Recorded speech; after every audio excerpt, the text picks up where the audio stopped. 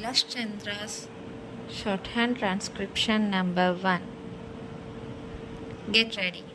5, 4, 3, 2, 1.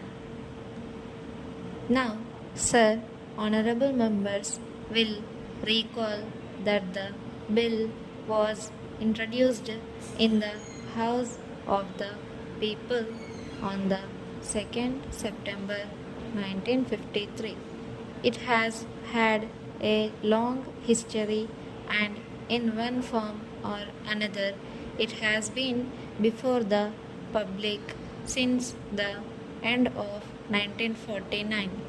In the statement of objects and reasons, the various stages through which the bill has passed since 1946 have been summarized, and I need not recapitulate on this occasion the circumstances in which the then Government of India took the decision in early 1946 to initiate an inquiry into the reform of our company law.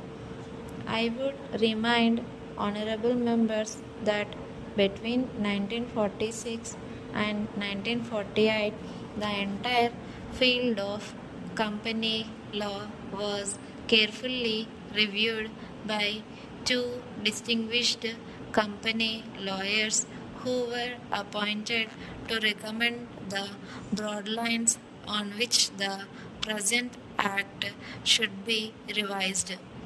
Their recommendations were examined in the then Ministry of Commerce, and certain tentative departmental views which emerged were circulated in a comprehensive memorandum to all recognized trade and industrial associations, bar associations, the high courts, and the state governments.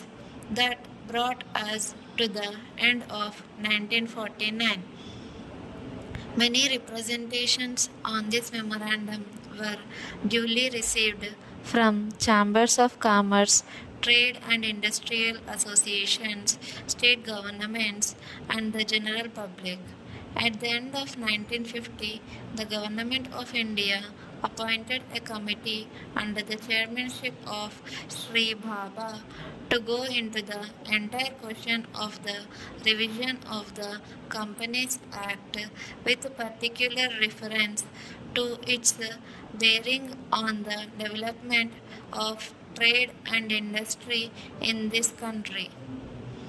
This committee examined a large number of witnesses in many parts of the country and submitted its report in March 1952.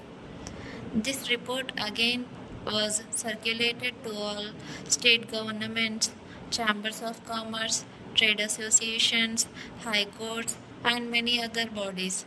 At the same time, a special officer was appointed in the Department of Economic Affairs, Ministry of Finance, to examine the report in the light of the views received from the interested public and to submit proposals to government for the revision of the present act. The bill now before the House is based largely on the recommendations of the Company Law Committee, modified in a few particulars.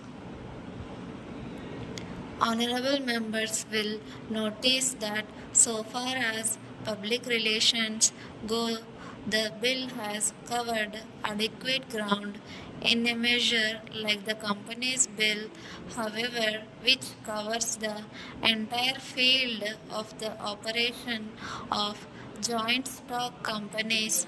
The limits of consultation and discussion can never be exhausted, and I would like to inform honorable members that although the bill was introduced in Parliament over 7 months ago, our officers have been engaged throughout this period in further studies and informal discussions with the interests concerned, and on occasions I have also participated in such discussions. I have also given some further thought to some of the issues arising out of the bill, and I propose at the appropriate stage to bring before the select committee any changes in the provisions of the bill which seem to me to be worthy of consideration in the light of this further examination. No honorable members will have noticed that the bill contains 6 clauses and 12 schedules. I think it is probably one of the longest legislative measures in recent legislative history, but its size might be regarded as misleading unless I make a few comments. The bill is both, one must remember, a consolidating and amending measure. As mentioned in the statement of objects and reasons, this is the first opportunity which has occurred since 1923 for the consolidation of the Companies Act. Advantage has been taken of this opportunity to redraft several long and complicated sections in the present Act, which have been split up into a large number of clauses. This is the largest single factor accountable for the increase in the number of clauses in the bill.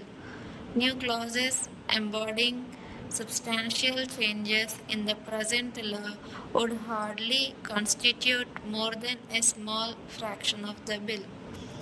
I would also draw attention to the structural changes in the bill to which a reference has been made in the statement of objects and reasons.